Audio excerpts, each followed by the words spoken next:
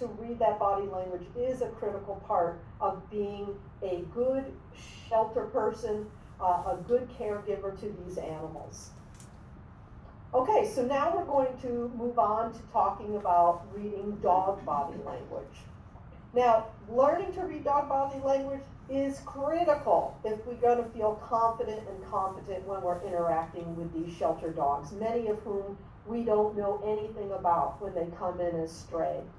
And while cats can really mess you up with their biting and scratching, a large breed dog could actually kill you. I'm not trying to be dramatic, but it can happen.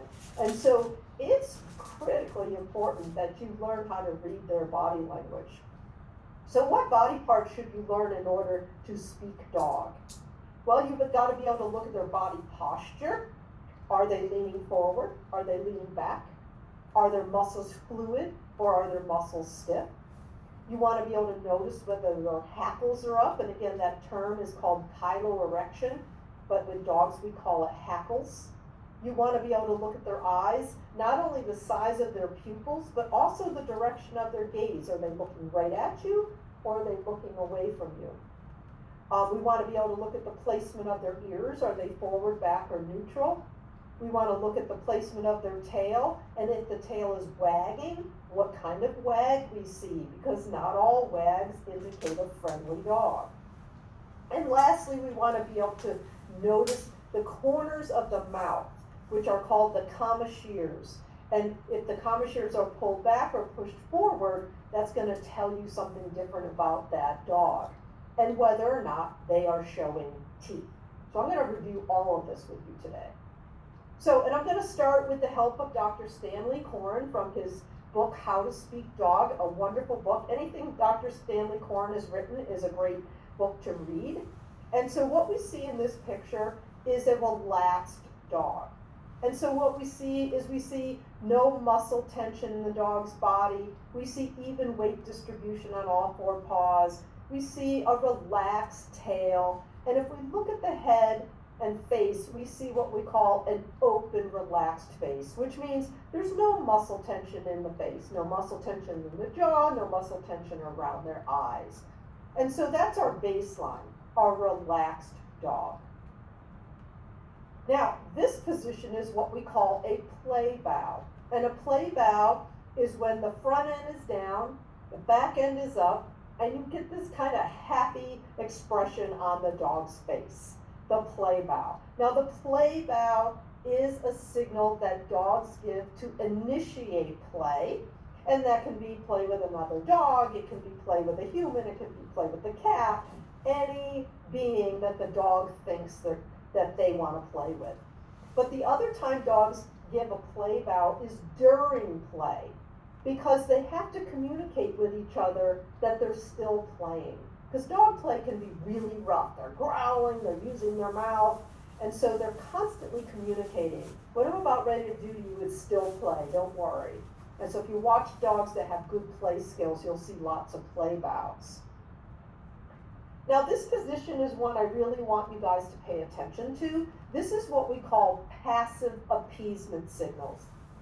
And passive appeasement signals are displayed when the dog is feeling threatened or overwhelmed by some kind of social encounter, whether it be with another dog or with a human.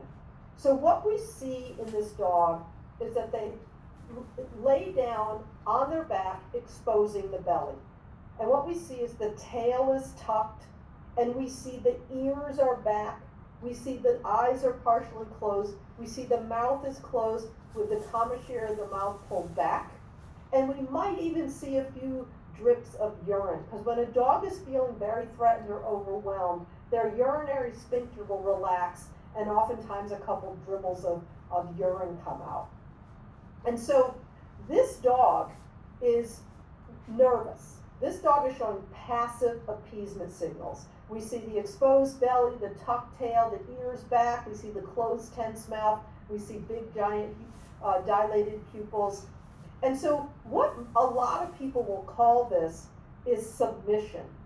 But I don't want you guys to use that word. And the reason I don't want you to use that word is because humans' interpretation of submissive behavior. People think if the dog shows submissive behavior to them, the dog is saying, I submit to you, you're the boss, you can do whatever you want to me. But that is not what this dog is saying. This dog is saying, wow, you are super threatening. You're scaring me. Please don't keep coming forward. And so that's why the word matters. So this is appeasement signals. Now, another misinterpretation of this behavior, this position, is that the dog wants a belly rub. But if you look at a dog that actually wants a belly rub, you see a completely different dog. This dog is completely wide open and relaxed. You see a loose, open mouth. This dog is enjoying that belly rub. And so you want to know the difference. Now this dog is showing what we call active appeasement. And so again, it's a dog who's feeling threatened or overwhelmed by some kind of social encounter, but he hasn't rolled over and exposed his belly. But what do we see in this dog? We see a lower body posture, we see the low head, we see a low tail, we see the ears back, we see the commissures back. The dog might be flicking out his tongue, which I'll talk about in a minute. And we can often see that classic paw raise, where they raise one of their front paws. And depending on the floor surface, you might even see footprints, because the only place a dog sweats is through their foot pads. So when a dog is nervous, they're going to sweat just like humans do. And so depending on the floor surface, you might see those sweaty footprints. And so these are dogs showing active appeasement signals. And so what do we see? We see that lower body, we see the head is lower than the plane of the box, the plane of the back. We see that front limb up. We see the ears back, the mouth closed. So these are dogs that are feeling quite threatened. Now this dog is showing stress and anxiety. And so we see that same lower body posture, low head, low tail, ears back, dilated pupils, sweaty foot pads. But what we've added here is rapid open mouth panting. And so dogs that are anxious or stressed about a situation, it can be an environmental stressor, like going into the veterinary clinic, going into the shelter, or going into the dog park, or any other place where they're feeling insecure and feeling threatened and anxious. You will see this kind of low body posture and that open mouth panting. Okay? And so you want to make sure you look for those signs that the dog is feeling very anxious. Now this dog is showing what we call defensive aggression signals. And defensive aggression comes from the emotion of fear. And so when a dog is afraid and they feel like they are in danger, they will often trigger to this kind of defensive aggression, behavior and posturing. So what do we see in this dog? We see that lowered body posture, we see the low head, we see the tucked tail and the ears back, all indications that the dog is afraid. But now we see the hackles are up, and we see that the corner of the mouth is pulled back, but the dog is now showing their teeth. Okay, so the dogs that are showing defensive signaling, defensive aggression to try to scare the scary thing away, everything goes back. Their body posture goes back, their body weight goes back, their ears go back, even the commissure of their mouth goes back. And this is what we call distance increasing behavior. The dog is trying to increase the distance between himself and you, or whatever the threat is. Now, the opposite of that is the offensively aggressive dog and offensive signals. And so we see a totally different dog. We see a dog who's standing very tall, their muscles are very stiff.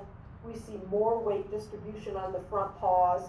We see a high flag tail.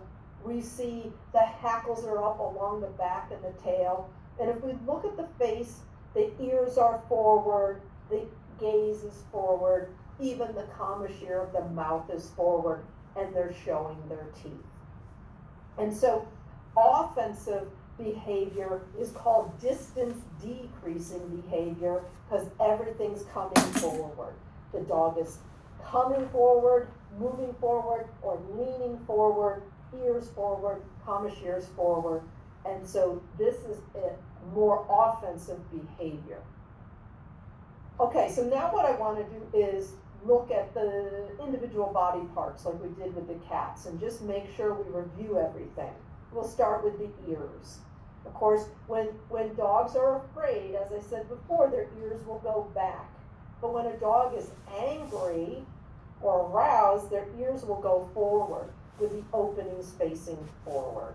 So the ears of scared dogs are going to be pulled back, and the ears of aroused, alert, or angry dogs are going to be held up high with the opening facing forward. But however, this is only true of the dogs with this kind of ear, what we call the pricked ear. This is the wild type ear. And so when you have a dog with pricked ears, when they're aroused, alert, or angry, you'll see those ears facing forward. But because of selective breeding, we have bred dogs, all the different breeds, and we've changed their genetic makeup, we've changed their appearance. And so some dogs have naturally floppy ears, and so no matter how hard we try, we can't read their emotions based on their ears. That's why we gotta learn everything else in their body. Other problems with using their ears is when we crop their ears.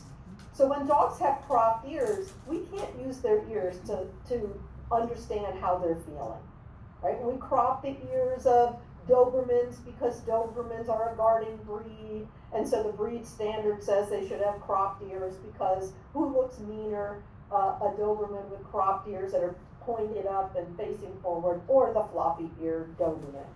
And the ears of other breeds of dogs, pitty mixes of different kinds of mastiffs and such, that get cropped for a variety of reasons. We can't rely on their ears in this situation, which is why we have to look at everything else.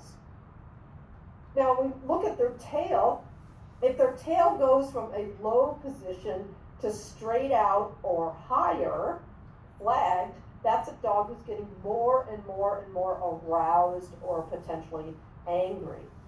But when the tail is becoming lower and lower and lower and eventually tucking, that tells you that dog is getting more and more fearful. So the tails of alert, aroused, and agitated dogs are held up high, flag tails, and the tails of frightened dogs are tucked between their legs. Of course, there are some breeds of dogs that either naturally corkscrew tails or that they're born without tails, and so we can't rely on the tail. We got to look at everything else. And then we have human manipulation again. When we dock the tails of dogs, certain breeds, that's a breed standard, we can't tell anything because they don't have a tail. So we got to look at everything else. Now let's talk about that wagging tail, because not all wags are the same. So the general rule of thumb when it comes to wagging tail is if the tail is below the horizon of the back and wagging, that is usually a friendly wag. But if the tail is at or above the horizon of the back and wagging, that only tells you the dog is aroused. Now that could be good arousal or bad arousal, but it doesn't necessarily indicate that the dog is being friendly. Lots of people are bitten by dogs who are wagging their tail. And that's the first thing they say. Well, he was wagging his tail, I thought it was okay to go up and say hi to him. And then we have those dogs with that high flag tail, even if it's stiffly wagging, that is usually aggressive arousal. So if we look at this picture here, we see below the horizon of the back, we can have a nice, slow, relaxed wag, or we can have a super happy wag where they're actually even helicoptering. But when we have a tail that's high and flagged and wagging, that just tells you arousal. And if their tail is tucked because they're afraid, it can still be wagging. It certainly could be that they have conflicting emotions, but it can also just be in their fear, their emotional state, that their tail is wagging. Now let's look deeply at their faces and their mouths. So that happy, relaxed face is when we don't see any muscle tension in their face, no muscle tension in their jaw, no muscle tension around their eyes. We just see a loose, relaxed face. As opposed to the worried or anxious dogs where we see all that tension. We see a closed, tense mouth. We see tension around the eyes. We see the furrowed brow. Right? So dogs have lots of muscles in their face and can, show different facial expressions because they're a social animal just like we are. And so we can see when a dog is feeling worried or anxious by looking at that tension in their face. And then we have the angry or fearful faces where the dog is actually showing their teeth. Right? And I reviewed this a few times with the other pictures. When those commissures come forward and they're just showing their front teeth, that is showing more offensive, aggressive behavior, whereas if the commissures go back and they're showing all of their teeth, that is going to be more defensive, stemming from fear. So if we go back to this picture, the top two, commissure forward, just showing their front teeth, offensive. The bottom two, commissure back, showing all their teeth, defensive.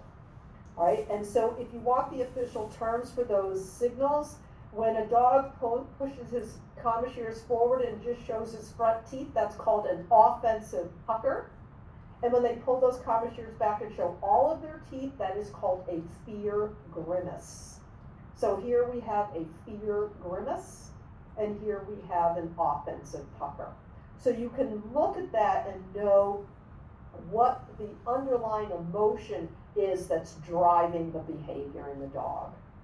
Now, in most cases, if the teeth are there, we're going to beware. If you see teeth, you have to be aware that you might be in trouble. The exception is the smiling dog. And of course, the smiling dog is not actually smiling. Humans are the only species of animal that show our teeth in happiness. What the smile is actually what we call a submissive grin. And it's usually given by dogs that are a little less confident. They're really social and friendly, but they're a little less confident. So what we see is a wiggly body, and their ears are back, and their eyes are squinty, and they'll show their teeth. So if we look here, we can see the difference between this dog showing an offensive pucker. Of course, the sign gives it away, which is why I took this picture, because I thought that was funny. And then we have a dog who's showing a submissive grin. And we see those, he's showing lots of gum as well. But look at his wiggly body, and his ears are back, and his eyes are soft. So you can tell the difference. Now, obvious warning behaviors that the dog is trying to let you know that what you're doing is not really something they like. Snarling or showing their teeth, growling, lunging, snapping. You all know that stuff. What I want to talk about today are the more subtle warning signs. So let's start with their eyes. When a dog gives you direct eye contact and doesn't look friendly, isn't all loose, that is a threat or a challenge. Direct eye contact in dog language is a threat or a challenge. Of course, we teach a lot of dogs, watch me. We want to desensitize them to looking up into our eyes. But those dogs are going to be soft, and you're going to be able to tell the difference. And then we have this thing we call a hard stare. A hard stare is when a dog gives you sustained direct eye contact and everything hardens. Their body stiffens, even their eyeballs harden. And I tell people, don't worry about training yourself to notice a hard stare, because you are an animal. And as an animal, your inner animal will tell you that you're in trouble with this dog, because your sympathetic nervous system, your flight or fight response is going to kick in. And so if you haven't received a hard stare yet from a dog, you will know it when you see it, because you will feel it. And you'll say, oh, that's what Kelly was talking about. Now, other things with the eyes, the dilated pupils, as I said with cats, it's light changes, but it's also strong emotion. With dogs, their pupils can dilate with fear or anger. We can also see this thing we call a whale eye. And a whale eye is when we see the whites of the dog's eyes, which we typically don't see in a dog the way we do with human eyes.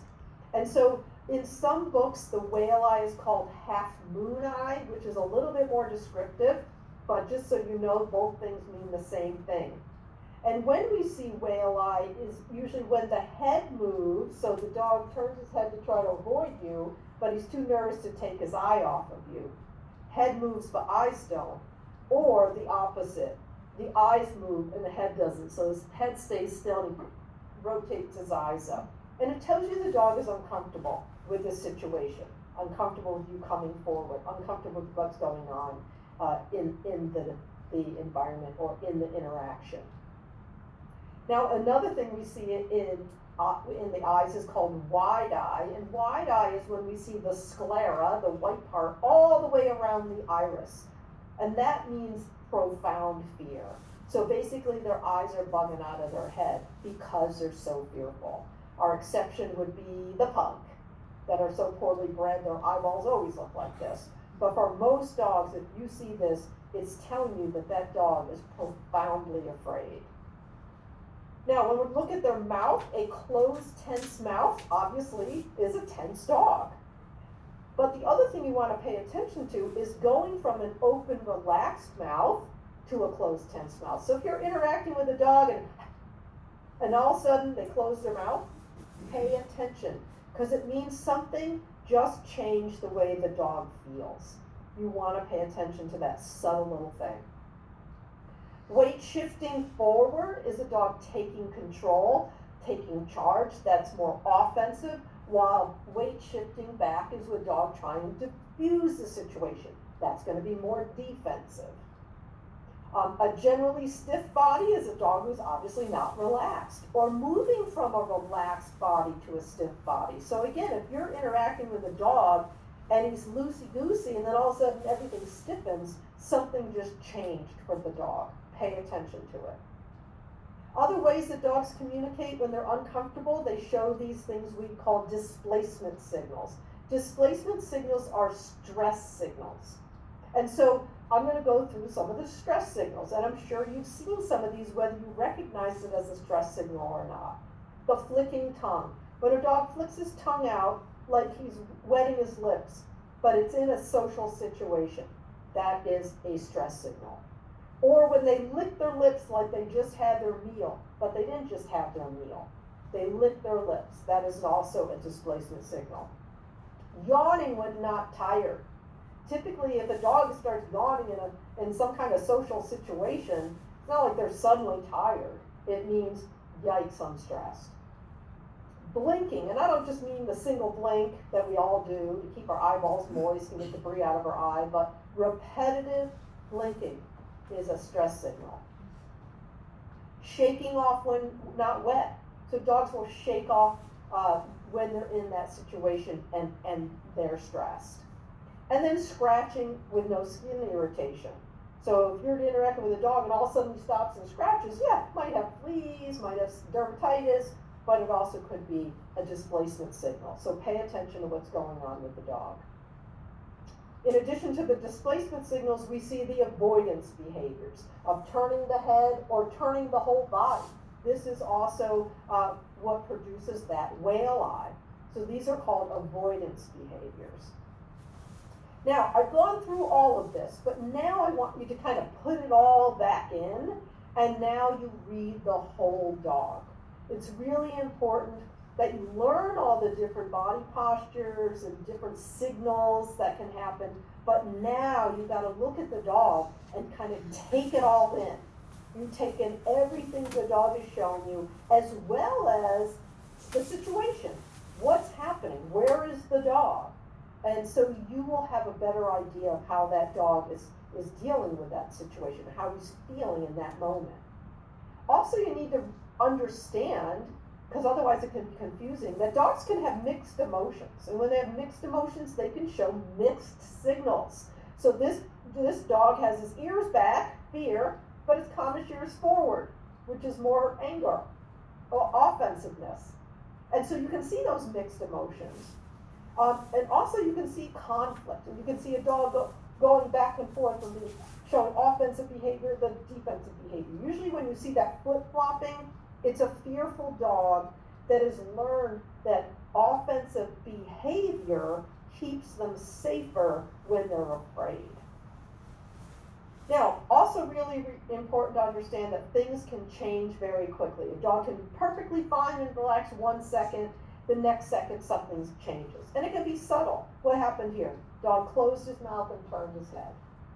We can have a good moment followed by a bad moment. So this dog is fine with his kids on either side of his face until they turn and crowd him. What do we see? Mouth closed, eyes hardened. All right, so here's your test. I know you're not with me, but I'm going to give you this test anyway. How do you know this dog is afraid? Well, going through everything I just talked about, we see a crouched body, a tucked tail, ears back. We see whale eye, a closed, tense mouth. We see those comish ears back. We see that tongue flicking out. Tons of signals. But it's not always that obvious. They always give you all of those signals at once. So how do you know that these dogs that are coming up in these next slides don't like to be hugged? Dogs don't like to be hugged. It is not affection to a dog, it is restraint. And it is the #1 bite provoker for children. So what do we see in this dog? We see his head turned, we see his ears back slightly, we see his eyes closed, we see his mouth closed and tense. He doesn't like that hug. What do we see in this dog? Pretty obvious. Big ol' yawn. What about this dog? What do we see when this kid is hugging this dog? His ears are back, his mouth is closed and tense, his tongue is flicking out, his body is tense. He's not digging that. And if we look at this guy, the kids look like they're having fun, but does the dog? Nope. We see dilated pupils, we see whale eye, we see a closed, tense mouth, we see the ears back. This dog is not having fun. And so we have to start learning to read these dogs, but also teaching people how to do it. So now I just have a few videos showing some of the things I just talked about. So we see lots of lip licking, we see ears back, we see head ducking, we see whale eye, we see more licking, lots of signals there. If we look at this dog, he's panting, his little paws up, and then we see ears back, head turn, lip lick. And so we see the displacement signals and the other signaling that the dog is showing that he's afraid. Now this dog is really super still, but if we just look real closely, that little muscle is trembling, and his ears are back, his pupils are humongous. This dog is terrified, and of course we see that whale eye as well. And same with this dog. Look how crunched up he is, and his ears are back, and his mouth is closed. And here we see whale eye. And then what do we see next? We see blink, blink, blink, blink. That's that displacement blinking I told you about. Same with this guy. He's turning his head and trying to avoid. His ears are back. He's licking his lips. He's flicking his tongue. His mouth is closed. He is really uncomfortable. Now this dog turns completely sideways to try to avoid. We see his hackles are up, his tail is low, his ears are back, his mouth is closed. What does he do at the end? He smells this pipe. Does that dog care about the smell of that pipe in this moment when he's so afraid? That is a displacement signal. So anytime a dog does something that's normal dog behavior, but done at a weird time, that's usually the displacement behavior. Now this dog, he's at the front of the cage, his mouth is closed, he's giving direct eye contact. We see the little puckering going on, we see his teeth, here's a big whale eye with those dilated pupils. You see that tail wagging in the back, that's just arousal. So this dog is showing more offensive behavior at that cage front. As opposed to this guy who's showing more defensive behavior, fear. He's backing up, his head is lower than the plane of his back, his tail is tucked, his ears are back, and when he's barking, he's flashing all of his teeth. You can see his back molars. That dog is fearful. Again, as opposed to this guy who's right at the front of the cage. Offensive pucker, hard stare, frozen body. Really, really scary dog. Okay, so to summarize, reading body language. allows you to know how that animal is feeling at any given moment. It'll guide how you interact with that animal, and it will keep you and the animal safe. And so I'm glad you tuned in tonight, because we always want to be humane and we always want to be safe. And the best way to do that is to make sure you know how to read body language. Is on stress recognition and reduction in the shelter, a really, really important subject, one that I'm very passionate about. And so I am going to remind you guys that this is a free webinar series, so it is not being recorded. So I thank you for coming live so that you can listen to it. I do give this once a year, so if somebody missed it that wanted to see it, you can tell them to check out next year. Okay, so we're going to talk about stress recognition and reduction in the shelter. So the first thing I need to ask is emotions. Sorry, my thing is not working. Do animals have emotions? Well, it's a big question, but not really. But because of course they do. You don't have to spend very long with an animal to know that they have emotions, right? We can tell that they have emotions. But believe it or not, in my lifetime, scientists, I don't know if they actually believe this, but they certainly did say it, that animals didn't have emotions. But of course, we now know that animals do have emotions. In fact, all of the basic emotions that we have, fear, anger, distress, frustration, excitement, affection, and joy, are the basic emotions that we humans share with other mammals. And these emotions originate in the part of the brain called the limbic system. So the limbic system of our brain is the emotional center of our brain.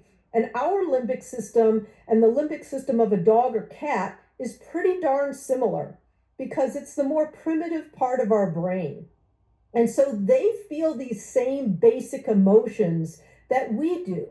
Now, where we differ is in the higher emotions, like guilt, Animals don't feel guilt. They don't have morals. They don't feel guilt. That's a higher human emotion. But all these basic emotions, they are feeling just like we do.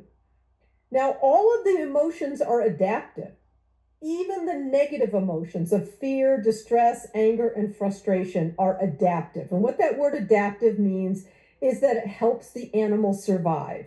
They're adaptive because they cause the animal to change their behavior in order to get away from some kind of dangerous situation. So if they're afraid, that fear is going to make them change their behavior to get out of that fearful situation. So that's why we say even the negative emotions are adaptive. So then what is stress? The title of this talk is Stress Recognition and Reduction. And the thing about stress is it's kind of this all-encompassing word. Stress can occur in any situation where the animal is feeling some kind of negative emotion, whether it's frustration or fear or anger. And so when I go into an animal shelter and somebody says, "Oh, Cal, come in the back, we have a dog who's super stressed, or we have a cat who's super stressed." As I'm walking back there, I don't know if this animal is stressed because they're afraid, or because they're frustrated, or because they're angry, or a combination of all those emotions. All I know is they're having some kind of negative emotion. Now, we know that the shelter is a scary, frustrating, anger-provoking place. So we know it is stressful for the animals that are in our shelter. And the problem with stress, number one, it reduces welfare. Imagine your most stressful day in your life. And now imagine you're having that day every single day for weeks, months, or however long the animals are in the shelter. The other thing about stress is it increases susceptibility to illness, because when an animal is stressed, their immune system breaks down. And so animals get sick in an animal shelter, not just because there are a lot of other animals there with contagious disease, but because they're stressed. And when they're stressed, their immune system can't fight off all that disease. And of course, stress also increases the chance of the development of problematic behaviors in the shelter. that are shelter-based behavioral issues that stem from that stress. So this is how I like to have you think about it. When we're trying to just think about how an animal in an animal shelter feels, I want you to put yourself in prison. So the cops come one day, they knock on your door, they say you're under arrest, they put the handcuffs on you, they put you in the cop car, and they take you to jail and throw you in a cell. Okay? So now you're sitting there. I want you to imagine yourself sitting in a jail cell, and all of your freedoms have been taken away, and you're in this super scary place. So we humans can picture ourselves in jail and picture what it would feel like. But the difference between us in jail and a dog or cat in jail, which is essentially what a shelter is that we know why we're there. We've been accused of committing a crime, or we did commit a crime. We were caught. We know there'll be a trial. We'll either be acquitted or we'll be sentenced. We'll know how long we have to stay in jail when we know our sentence. But we can't explain any of this to the animals that come into our shelter. We can't say to them, hey, if you just hang in there a few more days, somebody's going to come in, fall in love with you, and take you home. They don't know why they're in jail, and they don't know how long they're going to stay in jail. So that adds to their stress, because when you know why you're in a place and how long you're going to be in that place, you can deal with things better. And so the shelter's really hard on animals. And so shelters really need to put a priority on programs that reduce stress and promote the physical and psychological well-being of the animals, because keeping them emotionally healthy is just as important as keeping them medically healthy. And the thing is, these two things are intertwined, because if an animal is not emotionally healthy, then they're going to get sick because their immune system's going to suffer. And if they're sick, then they're obviously not emotionally healthy. How do you feel when you're really super sick? The other reason this is important is because it is the humane thing to do. So we take these animals into our shelters to shelter them, right, until we can find them a home. And so we have to be as humane as we possibly can while we're holding these animals in our shelter. And so stress reduction keeps the animal physically and emotionally healthy, but also is the humane thing for us to be doing. And I say, don't they deserve it? Right? The dogs and cats that come into our shelter, these are animals that we have domesticated, that we bring into our homes, that we adopt from shelters, and some people give up to shelters. These are animals we are now responsible for. So don't they deserve it? I absolutely think that they do. So why is the shelter such a stressful place for the animals? Well, look at this list. It's a crazy list. They've been abandoned. They're in a novel environment. They're confined to a cage or a kennel. They're isolated. It's really noisy. They're not sleeping well. The sight, sounds, and smells of other animals are stressful. They're confused. They're frustrated. They're being handled by strangers. They don't have any control over their environment, and they're afraid. Now, this is a pretty hefty list. So again, imagine yourself in prison, because you would feel all of these things in prison. And so there's a lot that goes into the stress that animals feel in a shelter. Now, there can be individual differences, not only individual differences in the amount of stress an animal feels, but also how that stress manifests. And so while one dog might just shut down and hide in the corner, another dog might be pacing and drooling. And so they're both under the same kind of stress, but that manifestation of that stress is different. Now, another important thing for you guys to understand when we're thinking about the animals in our shelter is that animals live in a different sensory world than we do. So let's start with their auditory sense. So humans hear up to about 20 kilohertz, but cats hear up to 80 kilohertz and dogs hear up to 60 kilohertz. Now, you don't need to know what a kilohertz is to know that dogs and cats are hearing things that we can't hear. So they hear in the ultrasonic range because we can't hear in that range. So that means they're not only hearing everything we hear, they're also hearing a lot of stuff that we don't hear. Their olfactory system is way more powerful than ours. Humans have about 6 million scent receptors, and that sounds like a lot until you compare it to dogs and cats. Cats have about 200 million scent receptors, and dogs have 300 million scent receptors. So olfaction is a cat or dog's number one sense, where our number one sense is our vision. In fact, our olfactory sense is our least sensitive sense, but is the most sensitive for dogs and cats. And they see things differently than we do.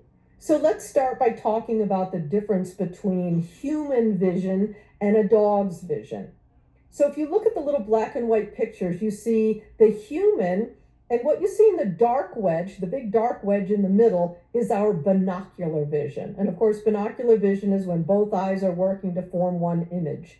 And the little slivers are peripheral vision.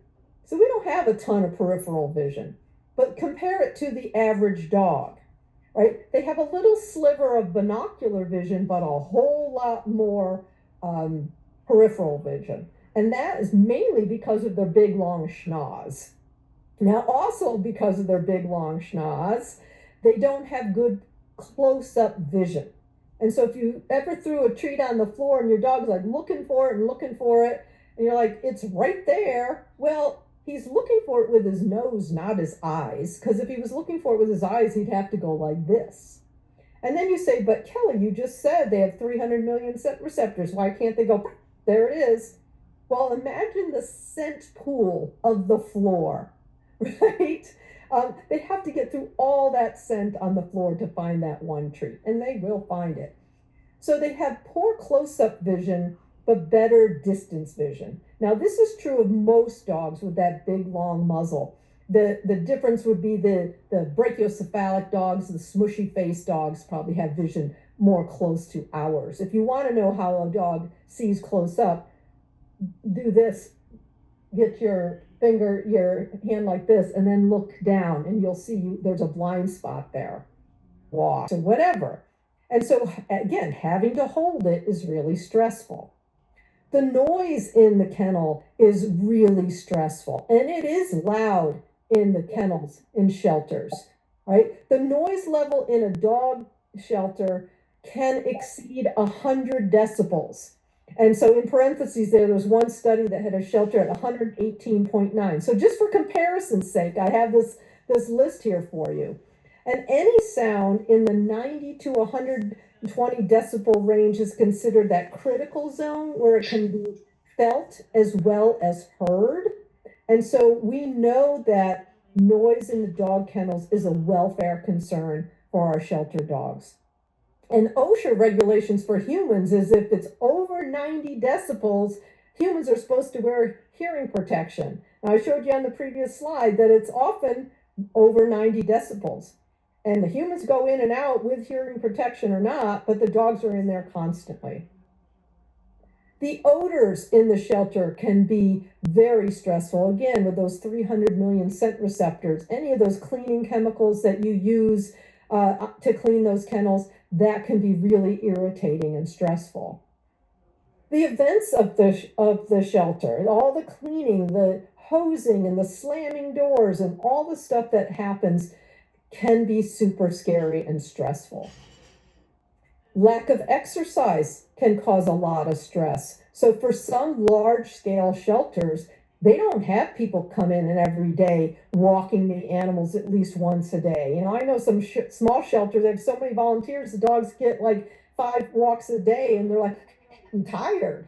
But a lot of shelters, especially high volume shelters, nobody's walking these dogs, and they're in this little space. And usually the mean age for a shelter dog is 1 year old. That means most of them are adolescent dogs, and they get all that pent-up energy because they're not getting out for exercise.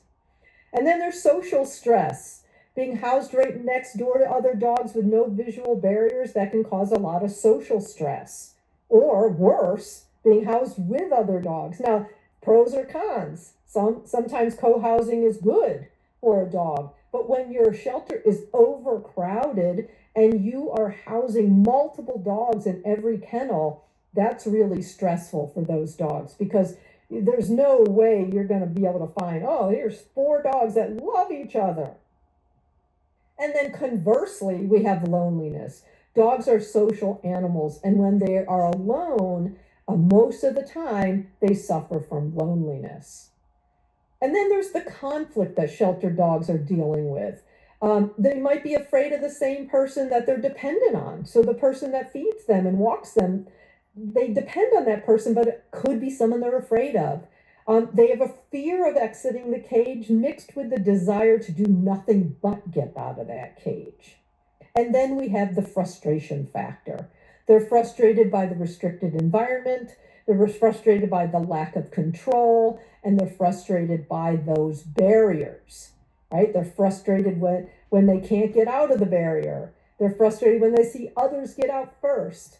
They're frustrated when dogs and people are passing them all day long in their kennels.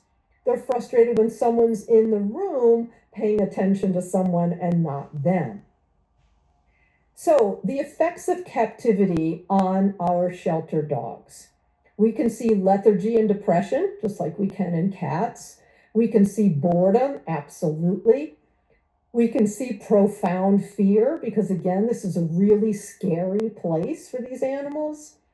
And we see barrier frustration. Again, dogs are social animals and they're compelled to greet others. And when they're physically prevented from doing that, they become frustrated.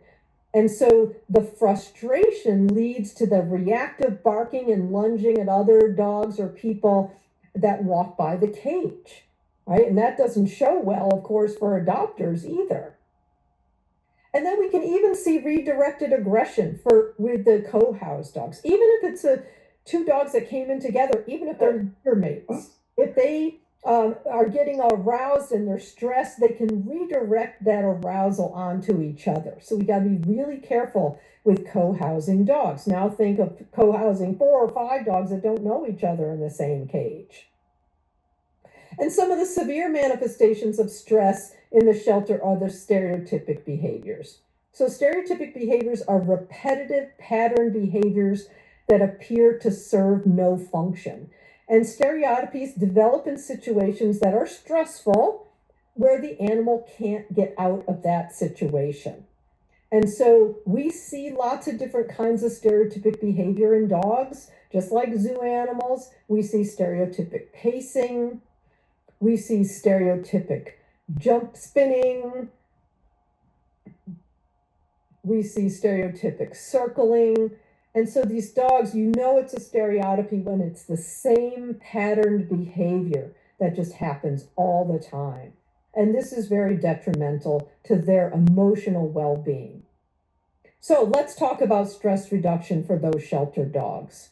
So again, stress reduction should start the very second the animals enter the shelter.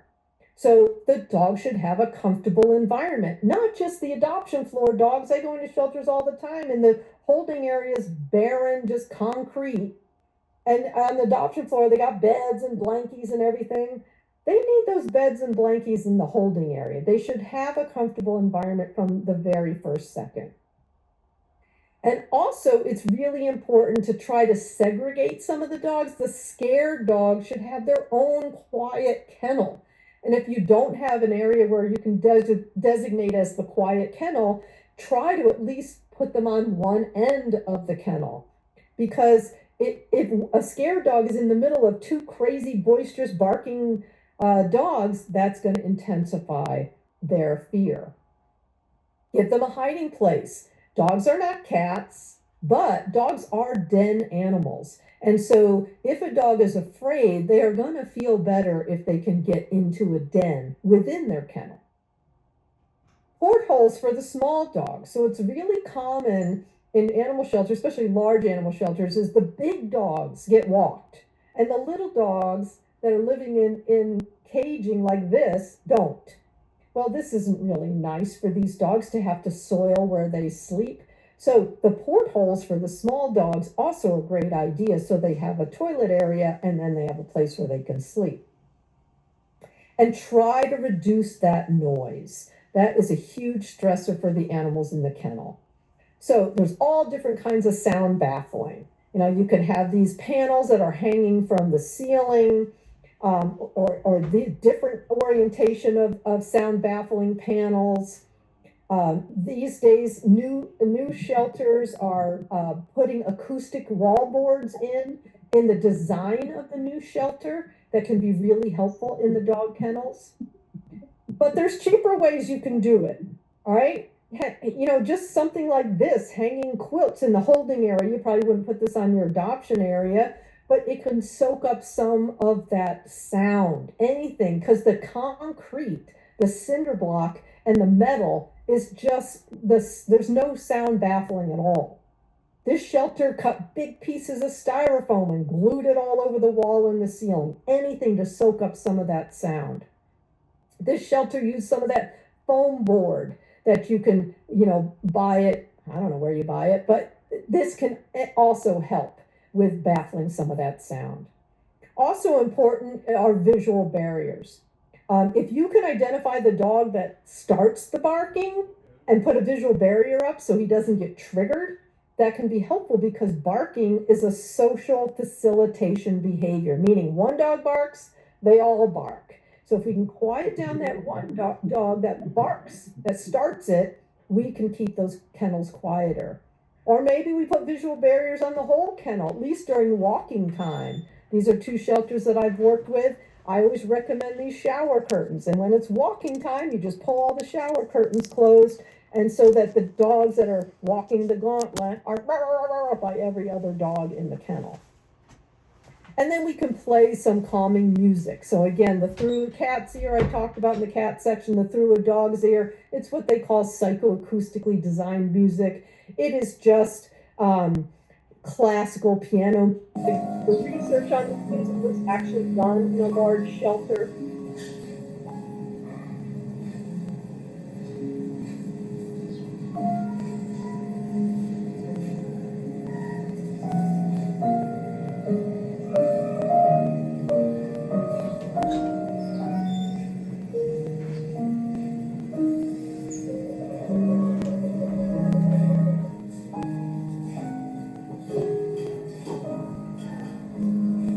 Okay, so that can really help. Now, you don't have piped in music. They have these little ICOM dog speakers that are preloaded with that music.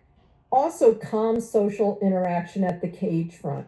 So what happens with a lot of the dogs, they get super aroused when somebody comes to the cage front because they think they're going to go out, but they need calm social interaction at that cage front to keep them calmer when people are there.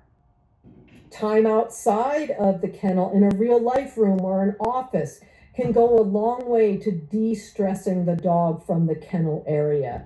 If you don't have a real life room now at your shelter, look around. See if you can find a storage room that you can take all the crap out of and turn into a real life room.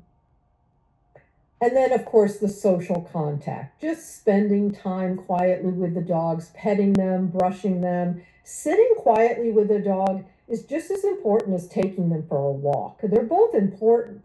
A lot of volunteers are like, oh, no, I gotta get them out for a walk, Well, that is important, absolutely. But they also need just quiet time, quiet social interaction.